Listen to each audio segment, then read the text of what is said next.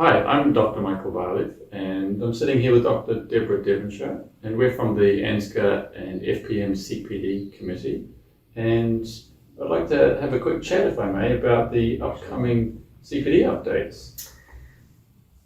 The MBA and MCNZ have brought out some updates, and they're the regulatory bodies, and these updates affect all specialist medical colleges.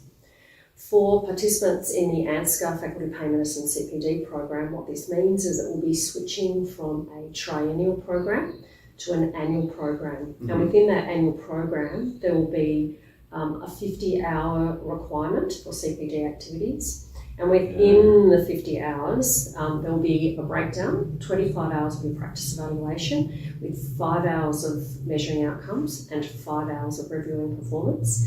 And then there'll be the familiar 12.5 hours of knowledge and skills, and then the other 12.5 hours can be made up of any of those activities. So because our current program is really robust, and we have multiple different activities that participants are involved in and are familiar with, it should be a reasonably seamless transition for participants. Given that we have the triennial groups going through, we're going to do a slow transition for those participants, such that by 2024, everybody will have moved over to the annual program. In stages. Okay. And you can see the links on the website to get more information about that. Oh, that's good to know.